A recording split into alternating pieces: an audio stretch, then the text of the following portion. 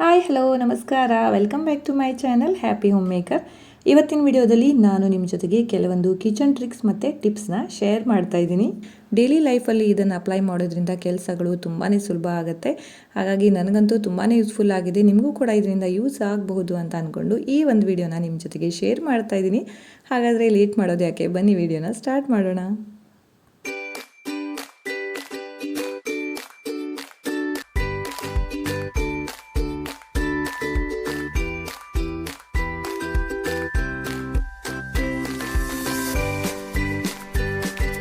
First tip ಬಂದುಬಿಟ್ಟು ಹಾಲಿಗೆ ಸಂಬಂಧಪಟ್ಟ ಹಾಗೆ. ಪ್ರತಿಯೊಬ್ಬರ ಮನೆಯಲ್ಲೂ ಹಾಲಂತೂ ಯೂಸ್ ಮಾಡ್ತೀವಲ್ವ. ಹಾಲು ಬಿಸಿ ಮಾಡಿದಾಗ ಅದಕ್ಕೆ ಕೆನೆ ಕಟ್ಟುತ್ತೆ. ಸೊ ಹಾಲು ತಣ್ಣಗಾದ್ಮೇಲೆ ನಾವು ಇದನ್ನು ಫ್ರಿಜ್ ಒಳಗೆ ಇಟ್ಟರೆ ರಾತ್ರಿ ಆಗೋ ತನಕ ಈ ಕೆನೆ ತುಂಬ ದಪ್ಪಗಾಗಿ ಆಗುತ್ತೆ ನೋಡಿ. ಸೊ ಇದರಿಂದ ತುಂಬ ಚೆನ್ನಾಗಿ ಬೆಣ್ಣೆ ಬರುತ್ತೆ, ಆಮೇಲೆ ಬೆಣ್ಣೆಯಿಂದ ಒಳ್ಳೆ ತುಪ್ಪ ಆಗುತ್ತೆ. ಸೊ ಇದೊಂದು ಕೂಡ ನಿಮಗೆ ಯೂಸ್ಫುಲ್ ಟಿಪ್ ಅಂತ ಅನ್ಕೋತೀನಿ. ಟ್ರೈ ಮಾಡಿ ಬೇಕಾದರೆ ನೋಡಿ ಕೆನೆ ಎಷ್ಟು ದಪ್ಪಗಾಗತ್ತೆ ಅಂತ. ಸೊ ಹಾಲನ್ನು ಹೊರಗಡೆ ಇಟ್ಟರೆ ಇಷ್ಟು ದಪ್ಪಗಿರೋ ಕೆನೆ ಬರಲ್ಲ. ಒಂದ್ಸಲ ಟ್ರೈ ಮಾಡಿ ನೋಡಿ. ಸೊ ಟಿಪ್ಸ್ ನಂಬರ್ 2 ಬಂದುಬಿಟ್ಟು ಇದು ಹಸಿ ಶುಂಠಿ. ಎಲ್ಲರ ಮನೇಲೂ ಹಸಿ ಶುಂಠಿನ ಯೂಸ್ ಮಾಡ್ತಾರೆ. ನಮ್ಮ ಮನೇಲಿ ನಾವು ಡೈಲಿ ಚಾಗೆ ಹಸಿ ಶುಂಠಿನ ಯೂಸ್ ಮಾಡ್ತೀವಿ. ಹಾಗಾಗಿ ನಾನು ಮಾರ್ಕೆಟಿಂದ ತಂದ ತಕ್ಷಣ ಎಲ್ಲ ಶುಂಠಿನ ನೀಟಾಗಿ ತೊಳೆದುಬಿಟ್ಟು ಅದನ್ನು ಈ ಥರ ಕಟ್ ಮಾಡಿ ಇಟ್ಕೊಂಡಿರ್ತೀನಿ. ಸ್ವಲ್ಪ ಬಿಸಿಲಿಗೆ ಹಾಕಿ ಒಂದು ಏರ್ಟೈಟ್ ಕಂಟೈನರಲ್ಲಿ ಹಾಕಿ ನಾವು ಫ್ರಿಜ್ಜಲ್ಲಿ ಇಟ್ಟರೆ ಇದನ್ನು ಡೈಲಿ ಬೆಳಿಗ್ಗೆ ಚಹಾ ಮಾಡುವಾಗ ಡೈರೆಕ್ಟಾಗಿ ನಾವು ತೆಗೆದು ಯೂಸ್ ಮಾಡ್ಬೋದು. ಇಲ್ಲಾಂದರೆ ಅಷ್ಟೊತ್ತಿಗೆ ವಾಶ್ ಮಾಡಿ ಎಲ್ಲ ಮಾಡೋದಂದರೆ ರಗಳೆ ಆಗುತ್ತೆ. ಸೊ ಈ ಟಿಪ್ ಕೂಡ ನಿಮಗೆ ಯೂಸ್ ಆಗುತ್ತೆ ಅಂತ ಅನ್ಕೋತೀನಿ. ಇದ್ರ ಜೊತೆಗೆ ಈ ಥರ ನಾವು ಶುಂಠಿನ ಸ್ವಲ್ಪ ಬಿಸಿಲಲ್ಲಿ ಒಣಗಿಸಿ ಆಮೇಲೆ ಇದನ್ನು ಚೆನ್ನಾಗಿ ಜಜ್ಜಿಬಿಟ್ಟು ಹನಿ ಇರುತ್ತಲ್ವ, ಜೇನುತುಪ್ಪದಲ್ಲಿ ಇದನ್ನು ಹಾಕಿಟ್ರೆ ನಮಗೆ ಕೋಲ್ಡ್ ಆದಾಗ, ಒಣಕೆಮ್ಮಾದಾಗ, ಎಸ್ಪೆಷಲಿ ಮಕ್ಕಳಿಗೆ ಯಾವಾಗಲೂ ಥಂಡಿ ಒಣಕೆಮ್ಮು ಇದೆ ಅಂತ ಅಂದರೆ ಅವರಿಗೆ ಡೈಲಿ 1 ಚಮಚ ಈ ಒಂದು ಶುಂಠಿಯ ಜೇನುತುಪ್ಪವನ್ನು ತಿನ್ನಿಸೋದ್ರಿಂದ ಥಂಡಿ ತುಂಬಾ ಬೇಗ ಕಡಿಮೆ ಆಗುತ್ತೆ. ಸೊ ಇದನ್ನು ಕೂಡ ನೀವು ಟ್ರೈ ಮಾಡಿ ನೋಡಬಹುದು. ಹೆಲ್ತಿಗೆ ಕೂಡ ತುಂಬಾ ಒಳ್ಳೆಯದು. ದೊಡ್ಡವರು ಕೂಡ ಇದನ್ನು ಯೂಸ್ ಮಾಡಬಹುದು. ಈ ಟಿಪ್ ಕೂಡ ನಿಮಗೆ ಯೂಸ್ಫುಲ್ ಆಗುತ್ತೆ ಅಂತ ಅನ್ಕೋತೀನಿ. ಸೊ ನೆಕ್ಸ್ಟ್ ಟಿಪ್ ಬಂದುಬಿಟ್ಟು ಇದು ಕೂಡ ಹಾಲಿಗೆ ಸಂಬಂಧಪಟ್ಟ ಹಾಗೆ. ಈಗ ಪ್ರತಿಯೊಬ್ಬರ ಮನೆಯಲ್ಲೂ ಪ್ಯಾಕೆಟ್ ಹಾಲನ್ನು ತಗೊಳ್ತಾರೆ. ನಾವು ಈ ಥರ ಹಾಲನ್ನು ಪ್ಯಾಕೆಟನ್ನು ಕಟ್ ಮಾಡಿಬಿಟ್ಟು ಈ ಒಂದು ಸಣ್ಣ ಚೂರು ಏನಿದೆ ಅದನ್ನು ಅಲ್ಲಲ್ಲಿ ಬಿಸಾಡಿಬಿಡ್ತೀವಿ. ಸೊ ಪ್ಲಾಸ್ಟಿಕ್ ಆಗಿರೋದ್ರಿಂದ ಬೇಗ ಡಿಸ್ಪೋಸ್ ಆಗಲ್ಲ. ಹಾಗಾಗಿ ನೀವು ಹಾಲನ್ನು ಖಾಲಿ ಮಾಡಿ ಆದಮೇಲೆ ಅದೇ ಕವರಲ್ಲಿ ಈ ಒಂದು ಸಣ್ಣ ತುಂಡನ್ನು ಹಾಕಿಟ್ಬಿಟ್ರೆ ಪೊಲ್ಯೂಷನ್ ಕೂಡ ಕಡಿಮೆ ಆಗುತ್ತೆ. ಅದು ಚೂರು ಅಲ್ಲಿ ಇಲ್ಲಿ ಬೀಳೋದು ಕೂಡ ಹೋಗುತ್ತೆ. ಸೊ ನೆಕ್ಸ್ಟು ಇದೊಂದು ತುಂಬಾ ಯೂಸ್ಫುಲ್ ಟಿಪ್ ಅಂತ ಅನ್ಕೋತೀನಿ. ಪ್ರತಿಯೊಬ್ಬರ ಮನೆಯಲ್ಲೂ ಕುಕ್ಕರಲ್ಲಿ ಇವಾಗ ಬೇಳೆನ ಬೇಯಿಸ್ತಾರೆ. ಕೆಲವೊಂದು ಸಲ ಏನಾಗುತ್ತೆ ಅಂದರೆ ಬೇಳೆ ಬೆಂದ ಮೇಲೆ ಅದು ತುಂಬ ಹೊರಗಡೆ ಬಂದು ಚೆಲ್ಲಿಬಿಡುತ್ತೆ. ಕುಕ್ಕರ್ ಮತ್ತು ಗ್ಯಾಸ್ ಎರಡೂ ಕೂಡ ಗಲೀಜಾಗುತ್ತೆ. ಹಾಗಿರುವಾಗ ನಾವು ಬೇಳೆ ಬೇಯಿಸೋಕ್ಕಿಂತ ಮುಂಚೆ ಅದರಲ್ಲಿ 1 ಚಮಚವನ್ನು ಹಾಕಿಬಿಟ್ಟು ಅದನ್ನು ಬೇಯಿಸಲಿಕ್ಕೆ ಇಟ್ಟರೆ ಈ ಥರ ತುಂಬ ಹೊರಗಡೆ ಚೆಲ್ಲೋದಿಲ್ಲ.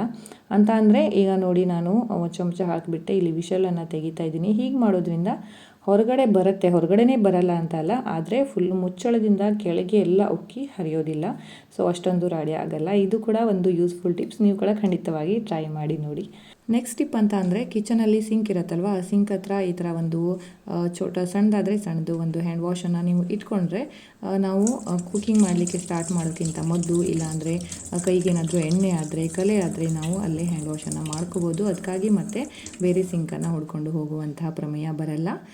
ಇದ್ರ ಜೊತೆಗೆ ಪ್ರತಿಯೊಬ್ಬರ ಮನೆಯಲ್ಲಿ ಸಿಂಕ್ ಪಕ್ಕದಲ್ಲಿ ನಾವು ಪಾತ್ರೆಯನ್ನು ವಾಶ್ ಮಾಡಿ ಕೌಂಚ್ ಹಾಕ್ತೀವಲ್ವ, ಅಲ್ಲಿ ಒಂದಿಷ್ಟು ನೀರು ಸ್ಟೋರ್ ಆಗುತ್ತೆ. ಸೊ ಪ್ರತಿ ಸಲ ಬಟ್ಟೆನ ತೆಗೆದುಬಿಟ್ಟು ಬಟ್ಟೆಯಿಂದ ಒರೆಸೋಕ್ಕಿಂತ ಈ ಥರ ಒಂದು ಸಣ್ಣ ವೈಪರ್ನ ಇಟ್ಕೊಂಡ್ರೆ ತುಂಬ ಸುಲಭವಾಗಿ ನೀರನ್ನು ಕ್ಲೀನ್ ಮಾಡ್ಕೋಬೋದು. ಇದು ತುಂಬಾ ಯೂಸ್ಫುಲ್ ಆಗಿದೆ. ನೀವು ಕೂಡ ಒಂದ್ಸಲ ಟ್ರೈ ಮಾಡಿ ನೋಡಿ. ಈ ಥರ ಸಣ್ಣ ವೈಪರ್ ಎಲ್ಲ ಕಡೆ ಸಿಗುತ್ತೆ. ಒಂದು ತಂದಿಟ್ಕೊಂಡ್ರೆ ನಮ್ಮ ಕೆಲಸ ಈಸಿ ಆಗುತ್ತೆ ಮತ್ತು ನೀಟಾಗಿ ಕೂಡ ಕಾಣುತ್ತೆ. ನೆಕ್ಸ್ಟ್ ಟಿಪ್ ಬಂದುಬಿಟ್ಟು ಸ್ವಿಚ್ ಬೋರ್ಡ್ಗೆ ಸಂಬಂಧಪಟ್ಟ ಹಾಗೆ. ಇದು ನಮ್ಮ ಕಿಚನಲ್ಲಿರುವಂಥ ಸ್ವಿಚ್ ಬೋರ್ಡ್. ಮಸಾಲೆ ಕೈ, ಆ ಕೈ ಅಂತ ಎಲ್ಲ ಕೈಯಿಂದ ನಾವು ಸ್ವಿಚ್ ಬೋರ್ಡನ್ನು ಮುಟ್ತಾ ಇರ್ತೀವಲ್ವ, ತುಂಬ ರಾಡಿಯಾಗಿಬಿಟ್ಟಿತ್ತು. ಸೊ ಇದನ್ನು ಕ್ಲೀನ್ ಮಾಡೋಕ್ಕೆ ಒಂದು ಸಿಂಪಲ್ ಆಗಿರೋ ಟ್ರಿಕ್ಕನ್ನು ನಿಮ್ಮ ಜೊತೆಗೆ ಶೇರ್ ಮಾಡ್ತಾ ಇದ್ದೀನಿ. ನಾವು ಯೂಸ್ ಮಾಡುವಂತಹ ನೇಲ್ ಪಾಲಿಶ್ ರಿಮೂವರ್ ಏನಿದೆ ಅದನ್ನು ಸ್ವಲ್ಪ ಕಾಟನ್ ಅಥವಾ ಯಾವುದಾದ್ರೂ ಬಟ್ಟೆಗೆ ನಾವು ಅದನ್ನು ಹಾಕಿಬಿಟ್ಟು ಅದರಿಂದ ಸ್ವಿಚ್ ಬೋರ್ಡನ್ನು ತುಂಬ ಈಸಿಯಾಗಿ ಕ್ಲೀನ್ ಮಾಡಬಹುದು. ಈಗ ಕರೆಂಟ್ ಸ್ವಿಚ್ ಬೋರ್ಡ್ ಆಗಿರೋದ್ರಿಂದ ವೆಟ್ ಕ್ಲಾತ್ ಏನಿರುತ್ತೆ ಅದರಂತೆಲ್ಲ ಕ್ಲೀನ್ ಮಾಡೋದು ಸ್ವಲ್ಪ ಡೇಂಜರಸ್. ಹಾಗಾಗಿ ಕಾಟನಲ್ಲಿ ನೀವು ಈ ಥರ ನೈಲ್ ಪಾಲಿಶ್ ರಿಮೂವರನ್ನು ಹಚ್ಚಿಬಿಟ್ಟು ಕ್ಲೀನ್ ಮಾಡೋದ್ರಿಂದ ತುಂಬ ಬೇಗನೆ ಕ್ಲೀನ್ ಮಾಡುತ್ತೆ ಮತ್ತು ಡೇಂಜರ್ ಕೂಡ ಇಲ್ಲ. ಹಾಗಾಗಿ ಈ ಒಂದು ಟಿಪ್ಪನ್ನು ನೀವು ಕೂಡ ಯೂಸ್ ಮಾಡಿ ನೋಡ್ಬೋದು. ನೀವು ನೋಡ್ತಾ ಇರ್ಬೋದು ಎಷ್ಟು ಬೇಗ ಕ್ಲೀನ್ ಆಗ್ತಾ ಇದೆ ಅಂತ ಸ್ವಿಚ್ ಬೋರ್ಡು. ನೀವು ಕೂಡ ಇದನ್ನು ಖಂಡಿತವಾಗಿ ಟ್ರೈ ಮಾಡಿ. ನಿಮ್ಮ ಸ್ವಿಚ್ ಬೋರ್ಡ್ ಕ್ಲೀನ್ ಆಯಿತಾ ಇಲ್ವಾ ಅಂತ ನನ್ನ ಜೊತೆಗೆ ಶೇರ್ ಮಾಡೋದನ್ನು ಮಿಸ್ ಮಾಡಬೇಡಿ, ಆಯಿತಾ. ಸೊ ಮನೇಲಿರುವಂಥ ಎಲ್ಲ ಸ್ವಿಚ್ ಬೋರ್ಡ್ಗಳನ್ನು ಈ ಥರ ಸುಲಭವಾಗಿ ನಾವು ಕ್ಲೀನ್ ಮಾಡ್ಕೋಬೋದು. ನೋಡಿ, ಅಲ್ಲಿರುವಂಥ ಎಲ್ಲ ಏನು ಗಲೀಜೇನಿದೆ ಇದಕ್ಕೆ ಬಂದುಬಿಟ್ಟಿದೆ. ಒಂದು 5 ನಿಮಿಷದಲ್ಲಿ ನನ್ನ ಸ್ವಿಚ್ ಬೋರ್ಡ್ ಕ್ಲೀನ್ ಆಗಿದೆ. ಸೊ ಈ ಟಿಪ್ ಕೂಡ ನಿಮಗೆ ಇಷ್ಟ ಆಯಿತು ಅಂತ ಅನ್ಕೋತೀನಿ. ನೆಕ್ಸ್ಟ್ ಕೂಡ ಎಲೆಕ್ಟ್ರಿಸಿಟಿಗೆ ಸಂಬಂಧಪಟ್ಟ ಹಾಗೆ ಪ್ರತಿಯೊಬ್ಬರ ಮನೆಯಲ್ಲೂ ಫ್ಯಾನ್ ಅಂತೂ ಇರುತ್ತೆ. ಈಗ ಮತ್ತು ಬೇಸಿಗೆಗಾಲ ಕೂಡ ಶುರು ಆಗ್ತಾ ಇದೆ. ಫ್ಯಾನ್ ಅದು ಇಡೀ ದಿನ ತಿರುಗ್ತಾ ಇರೋದ್ರಿಂದ ಎಲ್ಲ ಧೂಳಿನ ಕಣಗಳು ಅದು ಇದು ಅಂತ ಎಲ್ಲ ಫ್ಯಾನ್ ಮೇಲೆ ಬಂದು ಕೂತಿರುತ್ತೆ.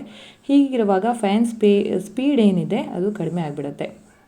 ಹಾಗಾಗಿ ಅಟ್ಲೀಸ್ಟ್ 15 ಡೇಸ್ಗೆ ಒನ್ಸ್ ಆದರೂ ನಾವು ಈ ಥರ ಫ್ಯಾನನ್ನು ಕ್ಲೀನ್ ಮಾಡಿಕೊಂಡ್ರೆ ತುಂಬಾ ಒಳ್ಳೆಯದು. ಬಟ್ಟೆನ ಡ್ರೈ ಬಟ್ಟೆಯಿಂದ ಕ್ಲೀನ್ ಮಾಡಿದರೆ ಆ ಧೂಳು ಬೇರೆ ಕಡೆ ಎಲ್ಲ ಹೋಗಿ ಕುತ್ಕೊಂಡು ಬಿಡುತ್ತೆ. ಹಾಗಾಗಿ ಬಟ್ಟೆನ ಸ್ವಲ್ಪ ನೀರಲ್ಲಿ ಅದ್ಬಿಟ್ಟು ಚೆನ್ನಾಗಿ ಹಿಂಡಿ ಅದರಿಂದ ಒದ್ದೆ ಬಟ್ಟೆಯಿಂದ ನಾವು ಫ್ಯಾನನ್ನು ಒರೆಸ್ಕೊಂಡ್ರೆ ಫ್ಯಾನ್ ಕೂಡ ತುಂಬ ಕ್ಲೀನ್ ಆಗುತ್ತೆ ಮತ್ತು ಸ್ಪೀಡ್ ಕೂಡ ಹೆಚ್ಚಾಗಿರುತ್ತೆ. ಎಲೆಕ್ಟ್ರಿಸಿಟಿ ಕನ್ಸಂಪ್ಷನ್ ಕೂಡ ಕಡಿಮೆ ಆಗುತ್ತೆ, ಬಿಲ್ ಕೂಡ ಕಡಿಮೆ ಬಿಡುತ್ತೆ. ಹಾಗಾಗಿ ಈ ಒಂದು ಟಿಪ್ಪನ್ನ ಕೂಡ ನೀವು ಯೂಸ್ ಮಾಡ್ತೀರಾ, ನಿಮಗೂ ಕೂಡ ಹೆಲ್ಪ್ ಆಗುತ್ತೆ ಅಂತ ಅನ್ಕೋತೀನಿ. ನೆಕ್ಸ್ಟ್ ಟಿಪ್ ಬಂದುಬಿಟ್ಟು ಇದು ನೋಡಿ, ಮನೆಯಲ್ಲಿ ಮಾಡಿರುವಂತಹ ಬೆಣ್ಣೆಯಿಂದ ನಾವು ತುಪ್ಪನ ಮಾಡ್ತೀವಲ್ವ, ತುಪ್ಪ ಹೆಲ್ತಿಗೆ ತುಂಬಾ ಒಳ್ಳೆಯದು. ದಿನಕ್ಕೆ 1 ಚಮಚದಷ್ಟು ತುಪ್ಪನಾದರೂ ಸೇವಿಸಬೇಕಂತೆ.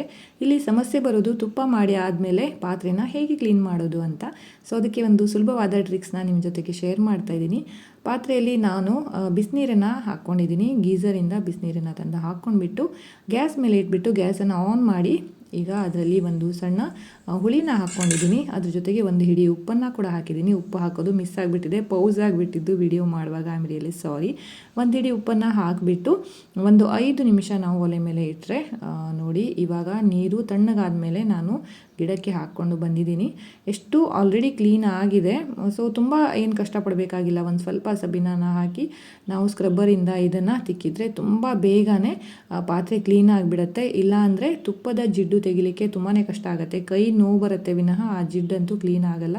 ಬಟ್ ಈ ಥರ ನಾವು ಮಾಡೋದ್ರಿಂದ, ಈ ಒಂದು ಟ್ರಿಕ್ಕನ್ನು ಯೂಸ್ ಮಾಡೋದ್ರಿಂದ ತುಂಬ ಬೇಗನೆ ಪಾತ್ರೆ ಏನಿದೆ ತುಂಬ ಚೆನ್ನಾಗಿ ಕ್ಲೀನ್ ಆಗುತ್ತೆ. ನೆಕ್ಸ್ಟ್ ಟೈಮ್ ಕೂಡ ಬೆಣ್ಣೆಯಿಂದ ತುಪ್ಪ ಮಾಡುವಾಗ ಯಾವುದೇ ಪ್ರಾಬ್ಲಮ್ ಆಗಲ್ಲ. ನಾವು ಪಾತ್ರೆನ ತುಂಬ ಈಸಿಯಾಗಿ ಕ್ಲೀನ್ ಮಾಡ್ಕೋಬೋದು. ಈ ಒಂದು ಟ್ರಿಕ್ ಕೂಡ ನಿಮಗೆ ತುಂಬಾ ಯೂಸ್ಫುಲ್ ಆಗುತ್ತೆ. ಒಂದ್ಸಲ ಖಂಡಿತವಾಗಿ ಟ್ರೈ ಮಾಡಿ ನೋಡಿ, ರಿಸಲ್ಟ್ ಹೇಗೆ ಬಂತು ಅಂತ ಕಮೆಂಟ್ ಬಾಕ್ಸಲ್ಲಿ ಖಂಡಿತವಾಗಿ ಕಮೆಂಟ್ ಮಾಡಿ ಹೇಳ್ತೀರಾ ಅನ್ಕೋತೀನಿ. ಇಲ್ಲಾಂದರೆ ನೀವು ಯಾವುದಾದ್ರೂ ಬೇರೆ ವಿಧಾನದಲ್ಲಿ ಈ ಜಿಡ್ಡನ್ನು ತೆಗಿತೀರಾ ಅಂತ ಅಂದರೆ ಅದನ್ನು ಕೂಡ ನನ್ನ ಜೊತೆಗೆ ದಯವಿಟ್ಟು ಶೇರ್ ಮಾಡಿ, ತುಂಬಾ ಹೆಲ್ಪ್ ಆಗುತ್ತೆ.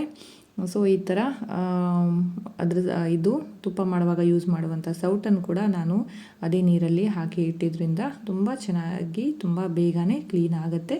ನೀವು ಕೂಡ ಖಂಡಿತವಾಗಿ ಈ ಒಂದು ಟ್ರಿಕ್ಕನ್ನು ಯೂಸ್ ಮಾಡ್ತೀರಿ ಅಂತ ಅನ್ಕೋತೀನಿ. ಸೊ ನೆಕ್ಸ್ಟ್ ಒಂದು ಟಿಪ್ ಬಂದುಬಿಟ್ಟು, ಇದು ಒಂದು ಪಿಂಗಾಣಿ ಪಾತ್ರೆ ನನ್ನ ಹತ್ರ ಇತ್ತು. ಇದ್ರ ಮುಚ್ಚಳ ರೀಸೆಂಟಾಗಿ ಒಡೆದೋಯ್ತು. ನಾನು ಮೊದಲು ಅದರಲ್ಲಿ ಉಪ್ಪನ್ನು ಹಾಕಿ ಇಡ್ತಾ ಇದ್ದೆ. ಸೊ ಅದನ್ನು ಒಗಿಲಿಕ್ಕೆ ಕೂಡ ನನಗೆ ಮನಸ್ಸಾಗ್ತಾ ಇರಲಿಲ್ಲ. ಇದೊಂದು ಟೀ ಮಗ್ಗಿತ್ತು, ಇದು ಸ್ವಲ್ಪ ಡ್ಯಾಮೇಜ್ ಆಗಿದೆ.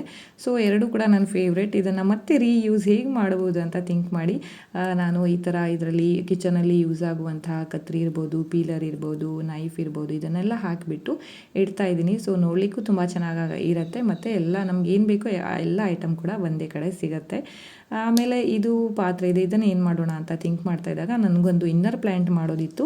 ಸೊ ನಾನು ಇದರಲ್ಲಿ ನೀರು ಹಾಕಿಬಿಟ್ಟು, ನನ್ನ ಹತ್ರ ಮನಿ ಪ್ಲ್ಯಾಂಟ್ಸ್ ಇತ್ತು. ಸೊ ಅದನ್ನು ಇವಾಗ ಇದನ್ನು ಪ್ಲ್ಯಾಂಟರ್ ಆಗಿ ಮಾಡ್ತಾಯಿದ್ದೀನಿ. ನೋಡೋಕ್ಕೂ ತುಂಬ ಚೆನ್ನಾಗಿ ಅನಿಸುತ್ತೆ, ತುಂಬ ಕಲರ್ಫುಲ್ ಅನಿಸುತ್ತೆ. ಈ ಟಿಪ್ ಕೂಡ ನಿಮಗೆ ಯೂಸ್ ಆಗ್ಬೋದು ಅಂತ ಅನ್ಕೋತೀನಿ. ಇದು ಯಾವುದೇ ಟಿಪ್ಸ್ ಅಥವಾ ಟ್ರಿಕ್ಸ್ ಅಲ್ಲ. ಈಗ ಬೇಸಿಗೆಗಾಲ ಸ್ಟಾರ್ಟ್ ಆಗಿದೆ, ತುಂಬ ಬಿಸಿಲು. ಎಲ್ಲ ಪ್ರಾಣಿಗಳಿಗೆ, ಪಕ್ಷಿಗಳಿಗೆ ಕೂಡ ನೀರು ಬೇಕಾಗತ್ತೆ. ನೀರನ್ನು ಹರಿಸ್ಕೊಂಡು ಬರುತ್ತವೆ. ಮನೆ ಹೊರಗಡೆ ಬೌಲಲ್ಲಿ ಒಂದು ಸ್ವಲ್ಪ ನೀರನ್ನು ಇಟ್ಟರೆ ಪಕ್ಷಿಗಳಿಗೆ ತುಂಬಾ ಹೆಲ್ಪ್ ಆಗುತ್ತೆ. ಹಾಗೆ ಒಂದು ದೊಡ್ಡ ಬಕೆಟಲ್ಲಿ ನೀರನ್ನು ಇಟ್ಟರೆ ದನಕರುಗಳು ಕೂಡ ನೀರನ್ನು ಕುಡ್ಕೊಂಡು ಹೋಗುತ್ತೆ. ನೀರನ್ನು ಇಡಲಿಕ್ಕೆ ಮರಿಬೇಡಿ.